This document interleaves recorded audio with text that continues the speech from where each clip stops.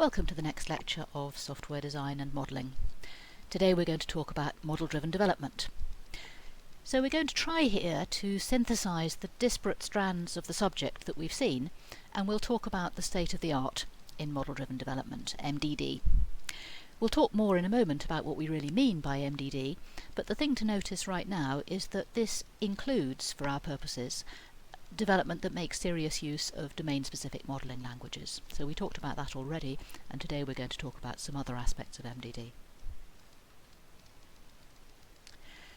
At the beginning of the course, we said that there were various different ways of using models in development, so that UML use, for example, varies across projects and organisations. And we identified these three different modes of using UML. So models can be ephemeral, where people use UML diagrams temporarily. They might put them on napkins and whiteboards for the purposes of supporting a particular discussion, but they don't attempt to maintain them in the same way that they would maintain code. And you know how to do that. Or UML diagrams might be considered as things that had to be maintained. They might appear in documents. They might be written for the purposes of handing over to somebody who was going to maintain a system, so they might even be written after the code had been written. So this is models as static documentation, and you know how to do that. But the third use is more relevant today. It might be, we said, that UML diagrams were developed in tools maybe even before the code has been written, and then the code might be generated from the UML diagrams or generated in parallel with them in some way. And that's model-driven development, and we're going to talk about that a bit more today, and you've started to see it in labs, I hope. So currently, these things are alternatives, and you kind of get the benefits of one but not the others to some extent, so we're going to push on that a bit today. So I claimed that good modelling, design and testing should let you change the software quickly and without breaking it when things change, and I didn't say a lot about how that was going to work, and I rather disingenuously lumped modelling, design and testing all together. So testing, you understand, is essential for changing things without breaking them, and we'll remind you of the refactoring approach, which I hope you've seen before, in a moment. There's still a cost-benefit question, and there are lots of issues about which tests you should write, and even about which tests you should run, and if you're taking the software testing course, you'll learn a lot more about that. Design, well, yes, kind of by definition, in the sense that we only call it good design if it enables you to do those things. That's one of the key things we want out of design, and we've been seeing that all along. And modelling, well, modelling is a thing that helps you think about design, but does it have any other relevance here? Well, this partly depends on the lifespan of the model. What you can do with it and what it can help you do depends on the lifespan of the model. And one of the key variables is the speed of change of the environment. So let's think about that a bit more. So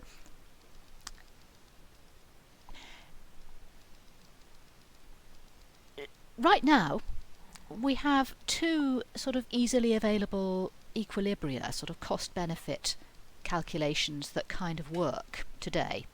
So if your design is going to change quite slowly, then it is fairly straightforward to have a model which is going to be long-lived, which will provide enough benefit to be worth the cost of building and maintaining it.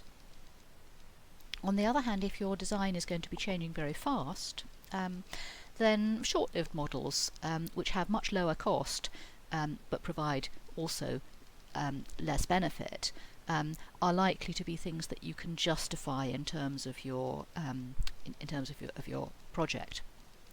The kind of cross variants are more problematic. What do I mean by that?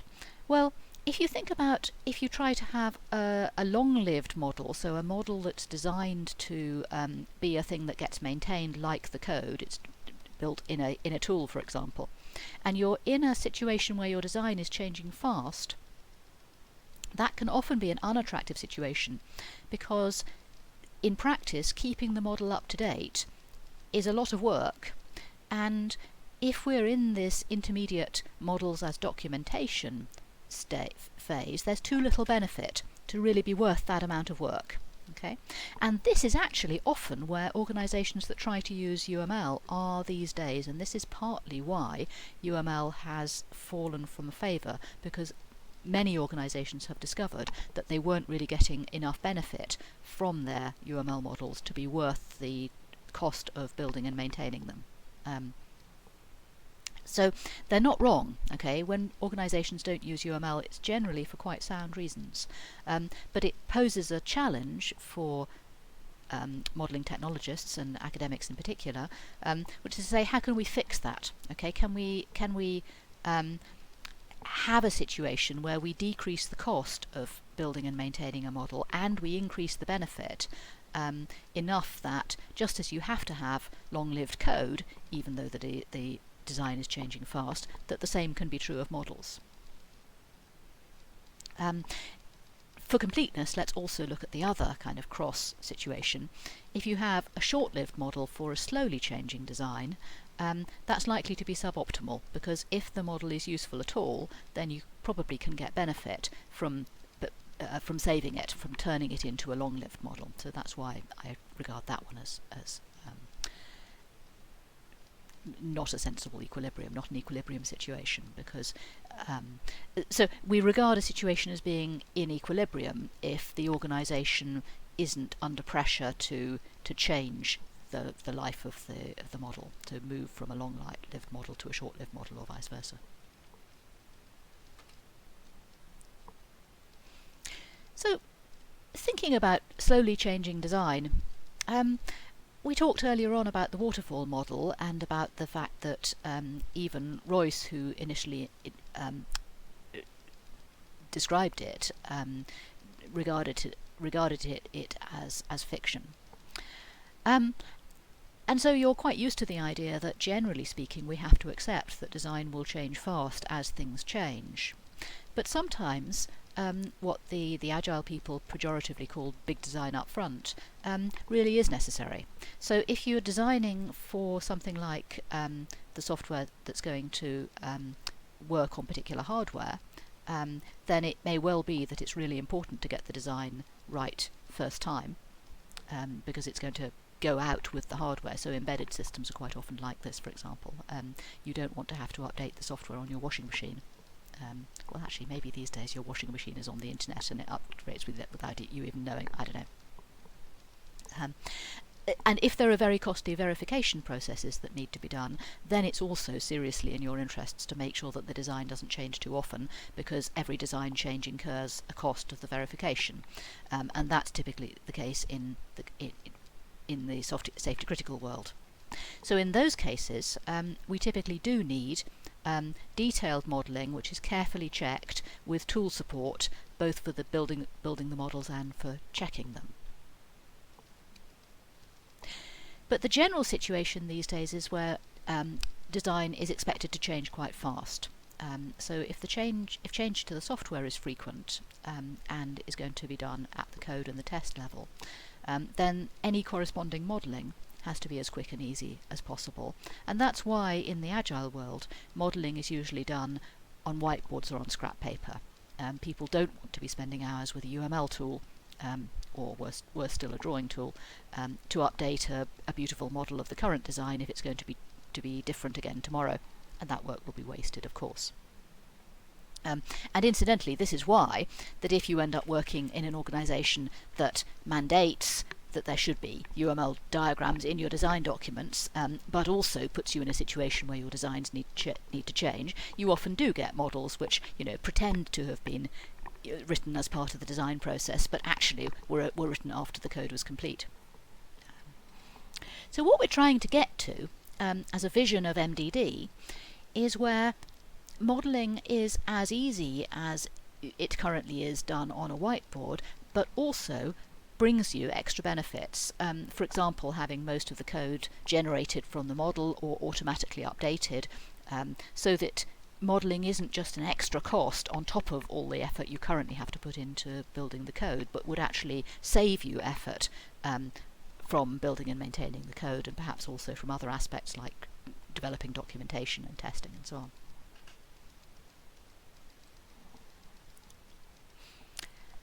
So agile software development, as you probably know, began as a reaction against slow, expensive software development, and we often say high ceremony, by which I think I said earlier we basically mean document intensive. So the kind of ceremonies we're talking about here are things like developing documents and having meetings to review stuff, and having things signed off. All that kind of stuff is ceremony.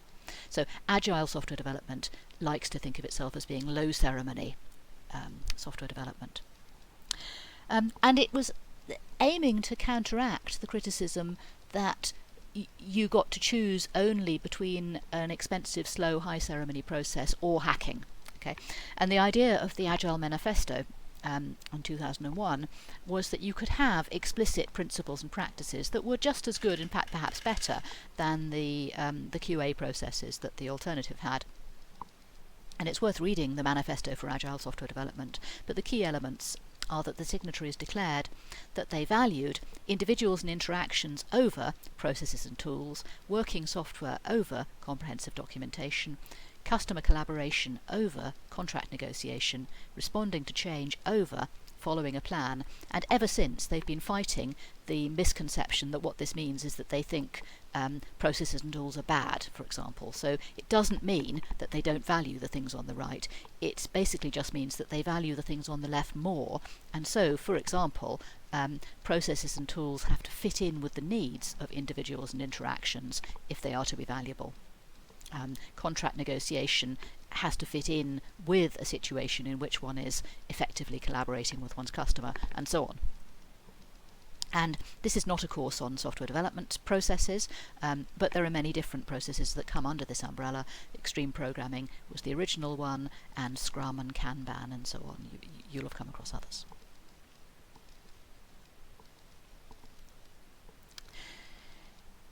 So modelling, design and testing support each other, and that's why I put them together in that sentence in the first place. Good modelling helps you to understand what your design options are and to help you pick one which will work. So they are about trying to get the design into your head so that you can examine your design. Good testing helps you to refactor a design and also, of course, the underlying code when necessary. And good design lets you test effectively via well-chosen APIs, for example. Now, the key idea of agile development is that keeping the design simple makes it much easier to change and makes it much less error-prone. And so modelling is going to help you find a simple design, and testing is going to help you get to it. It's going to help you to get to a simple design that really does support what you need to do and establish confidence that it does. Okay, it's worth saying a word or two about what we mean by simple. What's going to count as simple is going to depend on what functionality has to be provided, and that will change. Okay, so as you redesign things, it's a normal part of the process to say that your previously simple design has now been complicated by the need to change it to support changed functionality, and you'll then need redesign in order to make the design look as though the current functionality is what was always intended and allow the design to support it as simply as possible. So testing is important always anyway, of course, but it's absolutely essential if you need to be able to change your software quickly and without breaking it. So recall, I believe you've seen this elsewhere, if not this is a whistle-stop tour of it, the refactoring approach to using tests to support changing software. So when you need to make some change, and that might actually be adding functionality, or it might be fixing a bug, the fundamental approach is to first refactor the system into the state you wish you were starting from. Okay, so now you're in that ideal situation that you wish you were starting from, and the thing that you've established is that you're in the ideal state for making your change. Okay, so you're in a state where making your change seems like an easy and natural thing to do. Okay, and refactoring is a key technique for controlling technical debt, in the sense that technical debt is kind of the opposite of that nice situation. Technical debt is when you find it harder and harder to make the necessary changes because your system becomes more and more unwieldy, more like we sometimes say a legacy system, because it has a whole bunch of complications in that in an ideal world wouldn't be there but are there for historical reasons. Okay, so by refactoring you can repay your technical debt and get yourself into a position where your software is as easy to modify as it can be. So let's look at the refactoring step first. So this is the step in which we are not aiming to introduce any new functionality or even fix a bug. We are just trying to get ourselves into the position that we wish we were in to make that second step as easy as possible. Okay. Now, we're going to work in small increments. How small? The idea is to make the increments small enough, just small enough, that you never make a mistake. Okay, so if you did more in one go, you'd be in danger of making a mistake, but because you keep your steps just small enough, ideally all of these tests pass first time. Okay, now that won't actually happen, but that's the goal. Okay, so now you've got some tests for your system already, hopefully.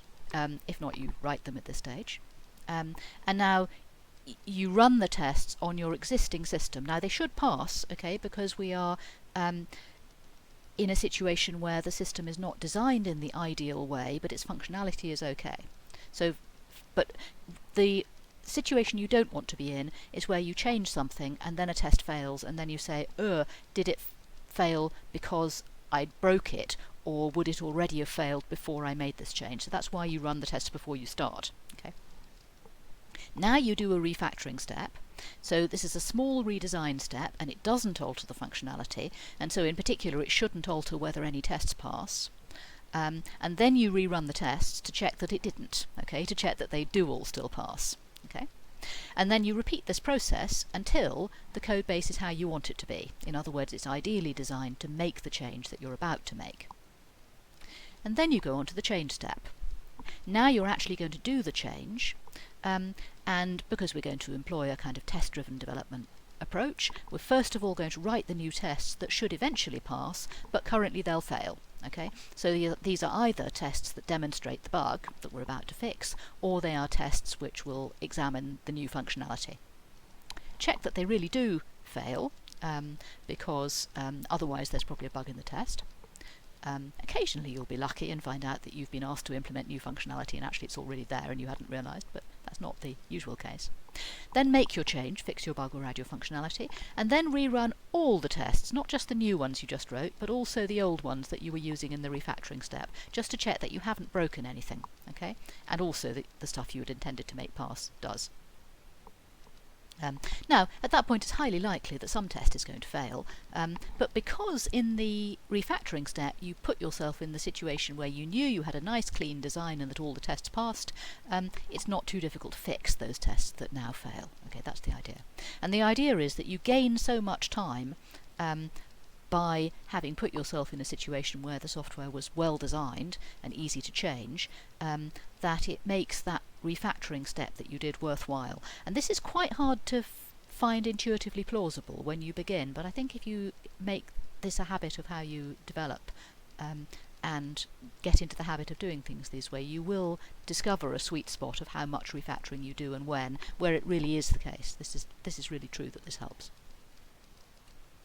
So, summarising so far, if we're in a situation where we don't have models automatically kept in sync with the code, then the work that's involved in changing a model duplicates the work in changing the code. Okay? And so either we want to be in a situation where we minimise the number of changes to the model, and you might do that by doing a big design up front, or you might do it by just writing the model afterwards. Or we have to minimise the need to update the models when things change by, for example, not keeping the model around. You just use ephemeral modelling, or you don't model at all. And both of these things have severe disadvantages. So next we're going to go on and talk about how we can get round those severe disadvantages by having models provide more benefit to us, and that's model-driven development.